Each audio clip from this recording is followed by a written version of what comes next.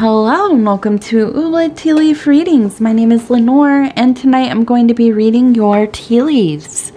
This is a horoscope for Cancer. If Cancer is your solar, lunar, ascendant/rising sign, then this is a message for you. Okay, let's get started.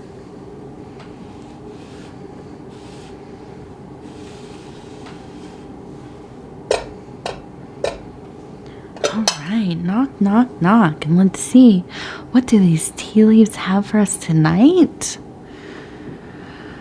And so, our card for this reading is the Queen of Discs. One of my favorites. I know I say that a lot about, or I say that about a lot of them, but it's true. I do love the Queen of Discs. It's very earthy, earthy, earthy. And also with the Capricorn in there.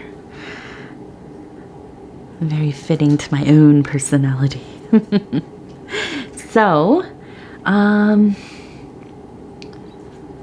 let's see. We have kind of a very strong mother energy. It's a very accomplished, wholly rounded, knowing, wise, has done the work to transmute knowledge into wisdom. The cat is eating, so I'm sorry about the crunching back there. But also still full of a sense of curiosity for the world. And I'm going to start with this symbol that looks like a satellite. If you know what a satellite dish looks like, if you are older like I am, you will remember a lot of, well, not a lot, but there were some people who maybe had a little bit of money before cable TV was, well, maybe, I can't remember. Maybe cable TV was at the same time, but the satellite dish was a big thing too. I would see them a lot, but I only really knew a couple of people that had them. And anyhow, we also see these at places like, scientific stations, places with the radios, and that kind of thing. So, I feel like there's a sense of wanting to get your voice out into the cosmos, or maybe not your actual voice, maybe just feeling like something you do, something you have created, something that comes from your very being will have some effect on the world beyond your own physical body, right? You want to affect other people. You want to change the makeup of reality to some degree, to feel like you've done something important, that your life had meaning in that way. And so I feel like almost kind of you're sending messages out into the great unknown. Maybe doing this through creativity, maybe through prayer. Maybe you are living a life that is meaningful to you. Maybe you partake in ritual or some kind of ceremony, whatever it is. I think that it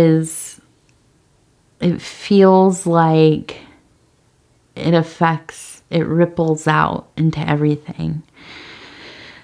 And that's a beautiful place to kind of come to in your mind, right? When we start to realize everything that we do really has an effect on the universe. That's a lot. It's a lot, right? But it's a beautiful idea. It's a beautiful, I think that it also helps us decide how we are going to make choices. How are we going to live? How are we going to treat other people? How are we going to treat the planet? All of these kinds of things. Which, by the way, I think that these are all things that you think about a lot, Now we have a person kind of in a seated position here, and we have what looks like it looks like maybe a moth coming, kind of flying away. Maybe a butterfly, a butterfly, moth, but whatever it is a sense of transformation. And I feel like this person who is in a seated position, it almost looks like they're starting to get up, and they are flying off, right? And I feel like you're coming into a point in your life, or you already have, where it's like it took some years. Maybe you got a bit of a late start, or at least you perceive it to be, on your success. Finding the things that you really, truly enjoy doing. Things that, you can spend so much of your hours involved in, and it doesn't feel so much like work. It feels like a privilege to be able to, create in this way, work in this way, be able to incorporate your interests, your passions, the things that, you probably have been studying, researching, partaking in for many years. And now you are in a position where you can maybe make a living off of this, or within the work that you are doing, your career path, you can take parts of the things that you care so much about and apply them to the work that you're doing. And that is everything for you. I think that when you are doing work, or, spending your time kind of just doing tedious stuff, things that don't mean that much to you. Yeah, you do okay. You're good at anything you do, really, if you put your mind to it to some degree. But a lot of it, I think you spent kind of on autopilot. And, I think that for one reason or another, you just figured this is what life is. This is what life is going to be like. And, whatever happened to kind of change those circumstances for you, and you start to explore kind of bringing your private interests into your work life, your career life, whatever you're doing. Maybe you started a business or some kind of passion project that has kind of changed every aspect of your life, every sphere of your life. Okay. And let's see.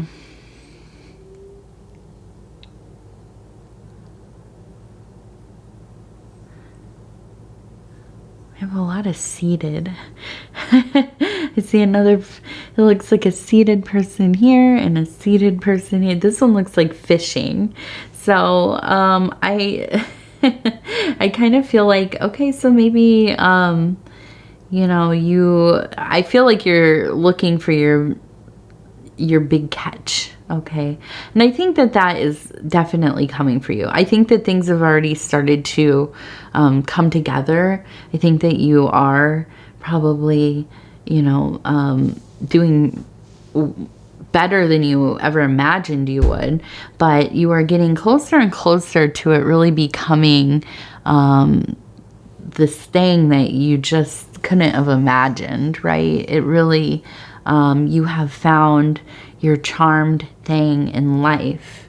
And I think that a lot of it has had to do with the patience and, you know, over the span of time, you have refined it and tinkered with it, which you're so good at doing, making it kind of, you know, work, where, you know, things weren't really coming together. And I think that most people would just give up and think, oh, this isn't ever going to kind of, you know, be anything.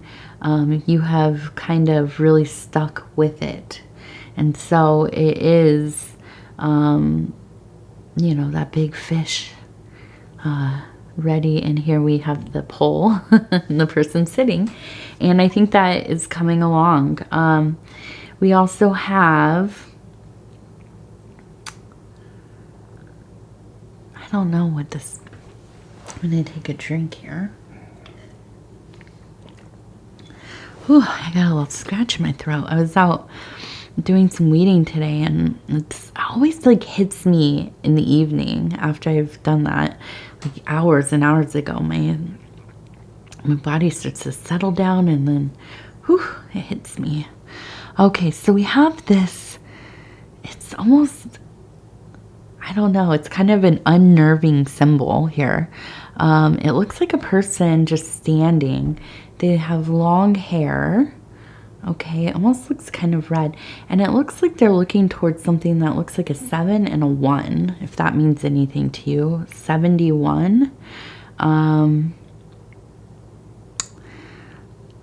But this almost seems like, because it's in the spiritual zone into this emotional zone, this seems like an interior visitor or an aspect of self. This seems like very confronting for some reason. It seems like something that comes up in dreams, possibly. I almost feel like it's like a feeling of torment, of almost being kind of hunted, watched, maybe. It's kind of a feeling of loss of power, autonomy, identity, almost. And I almost kind of think of like you're trying to get through to this thing that is following you. You stop, you look at it, and you try to communicate with it, and it just doesn't even respond. It's just kind of lingering there.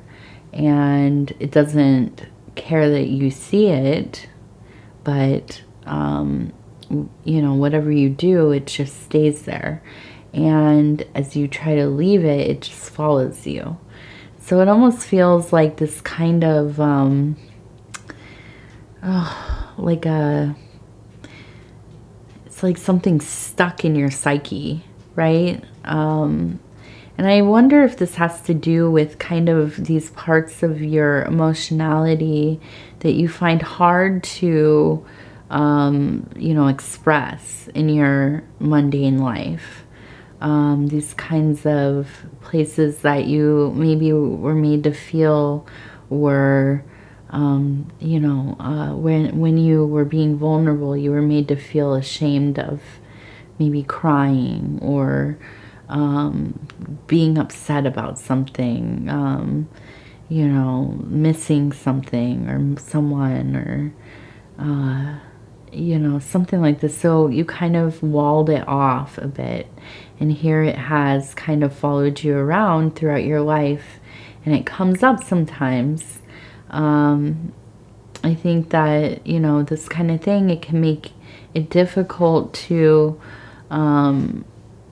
relate in relationships, any kind of relationship that is close, because you can only get so, you know, so far into a relationship with somebody, a friendship, a partnership, a romantic engagement. If you have all of these kinds of certain configurations of emotions that you just can't express. And so I think that this is something, you know, as you are kind of, you know, coming into a place of success and doing something that you love, you know, it might be worth kind of using some of those positive feelings, energies, to explore some of these other more difficult things. I think that, you know, we often wait until something goes wrong.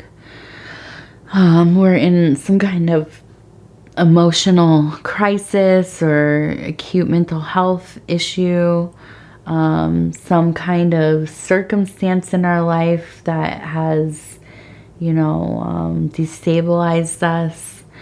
And then we think, okay, now we need to work on these things. Well, when we are doing well, of course, we don't want to think about the difficult, hard stuff, you know, it's just, but that might be the best way. They say, you know, dopamine, oxytocin, these kinds of things are the best pain relievers, right? So, and I'm not a doctor, so I don't know. I'm just kind of, this is like, these are just my thoughts, my anecdotal thoughts here. So when we are in a good place, sometimes I think it's a perfect time to kind of, you don't have to confront things, but I think to kind of softly go over some of our, you know, perceived limitations, emotional setbacks, this kind of thing. To kind of softly, empathetically, carefully look at these things when we are feeling, you know, more confident, more somewhat invincible, right? And enjoying the life that we have. So,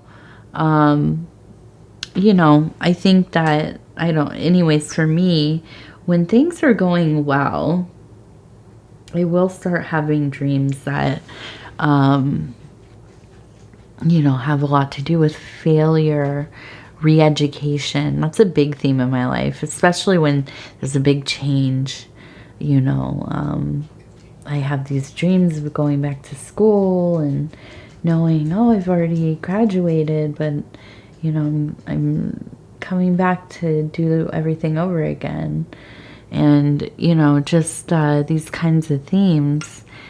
And so I wonder if you're not having some dreams about whatever this kind of energy is. And I see it's just so prominent right there on the cup.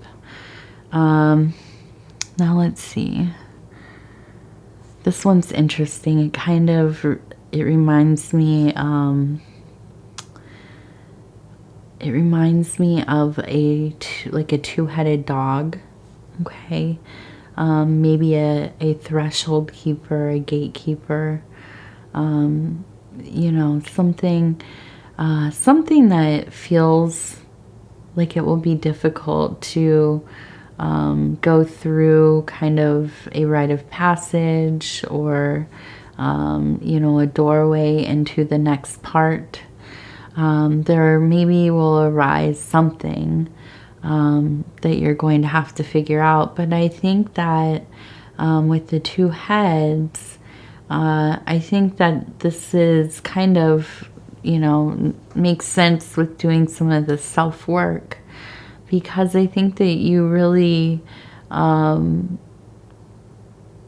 these parts of yourself where you have free kind of ability to navigate some of your emotions, while the other ones are pretty walled off.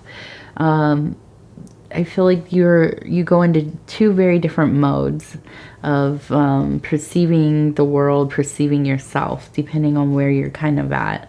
And so I think, you know, using these different spaces to kind of combine into a greater vision for moving into this next part of your work might be very helpful. So while you are doing this self-examination, You know, it might be kind of a neat thought experiment to... Okay, so we had a baby wake up, and I'm gonna hurry up in case she wakes up again.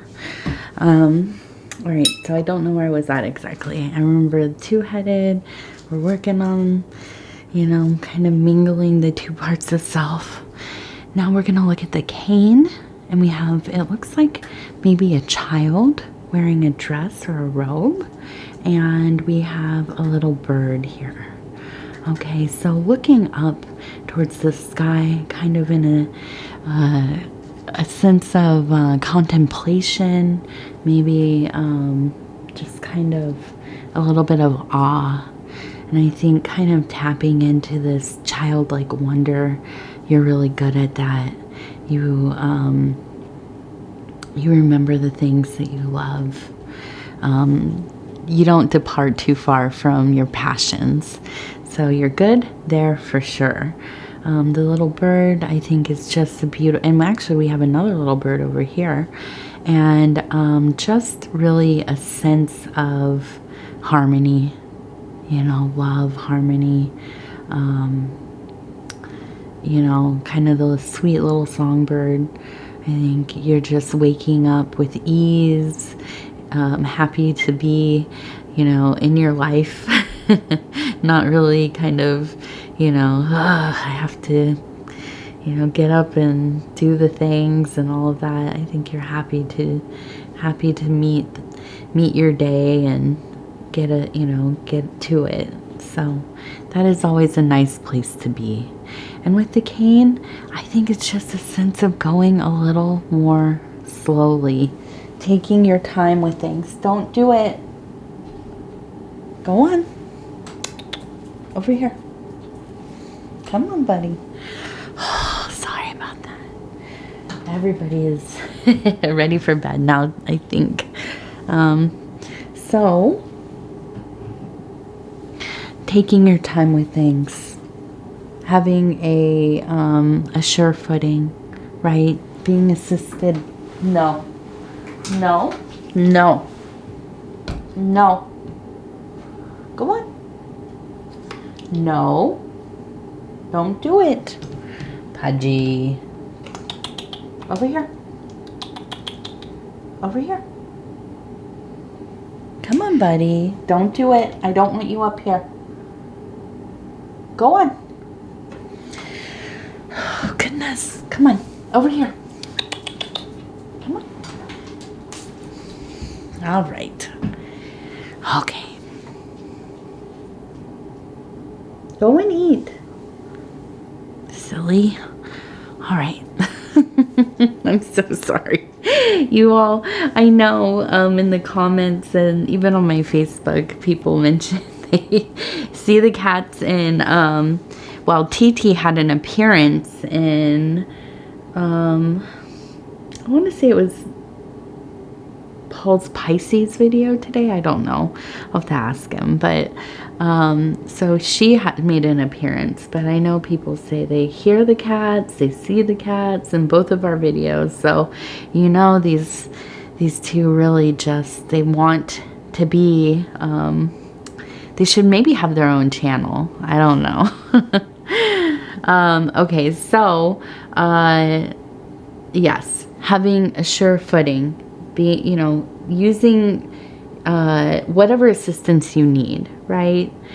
Taking slow, you know, slow steps, not getting ahead of yourself. And then the last one I want to look at here, we have, it looks like kind of an older person, okay, holding out, it looks like a little bowl, and below we have some flowers. So I feel like, I just imagine somebody going out there and tending to their beautiful garden, you know, just taking care with it.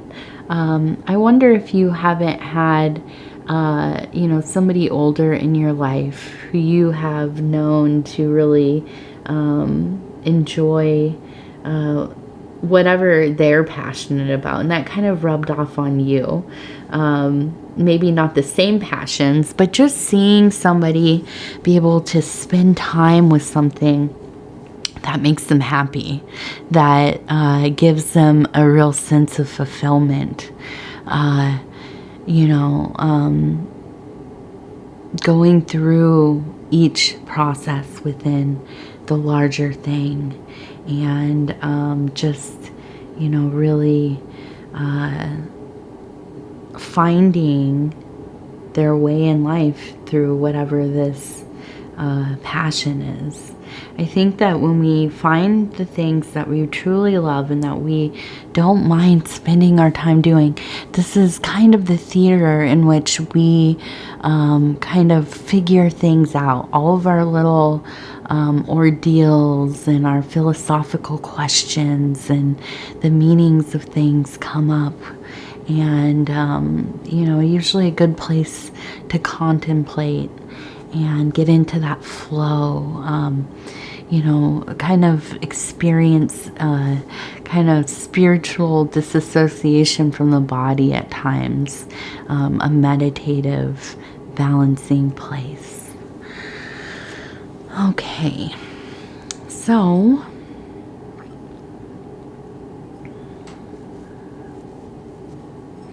now the first thing I noticed is we have another walking stick, but this one is in this puddle, which usually represents an emotional place, an emotional kind of tide coming and going.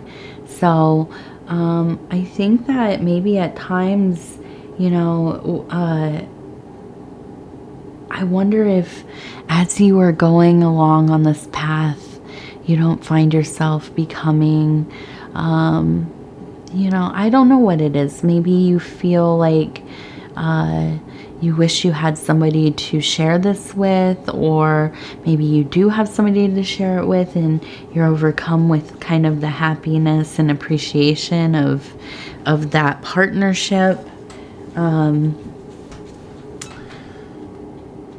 But it seems like, there are times it really hits you strong, right? And you just, wow, you're overcome with some emotions there.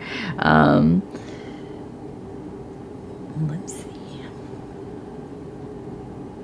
And I see just a little bell here, kind of a little a bell dinging. I see some fish. And I wonder, I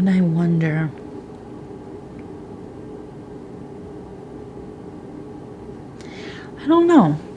I just get the sense of kind of taking a break for dinner, like the bell ringing, for dinner time. And I wonder if, maybe with the work that you've been doing, you've been missing some of your intentional shared time with your family, or maybe you like preparing meals and you haven't been able to do that so much. So if this is the case, maybe this is a good time to at least once a week, if not a couple times a week, set aside some days where you definitely are going to be there, where you're definitely going to cook. Because it seems like maybe this is something that you really do enjoy. Okay, let's see. We have these cards that I got. I'm going to try something a little different at the end here. And these are gratitude cards, a little deck of appreciation by Lorraine Anderson. And I just got these in the mail today, so I wanted to try them out. They have kind of really pretty little artwork, so I'm just gonna kind of cut this in half here, somewhere, wherever it feels right, maybe right there. Okay, this one's pretty. We have the moon and the stars, right, and the sun kind of shining above, and we'll turn it over and see what it says. Enjoy the routine. It may not be exciting, but it means everything is flowing smoothly. Okay, so maybe this has to do with what we were just talking about. You know, abiding that kind of dinner routine.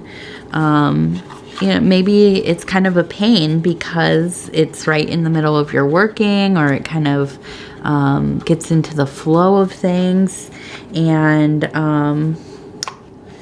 let's put these there. Stop fussing with stuff. And, you know, that can kind of, you know, be very distractive, right? But sometimes we really do just have to abide those routines. Some sense of normalcy, you know, togetherness, and forcing ourselves to do the thing. Even we may love cooking or whatever. Sometimes it's just you don't want to stop to do it, you know. But once you get into it, put on a little music, make yourself a nice tea or whatever you like to drink, and enjoy yourself. You know, have a little break, you know, and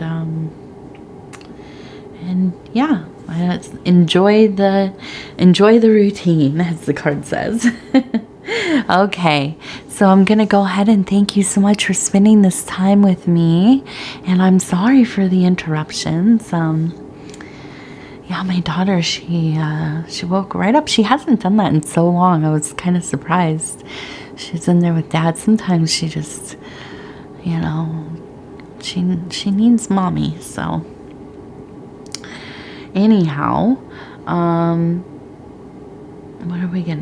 what do I have? It's almost bedtime. Okay, so if you would be so kind as to like the video, it helps us get into the algorithm.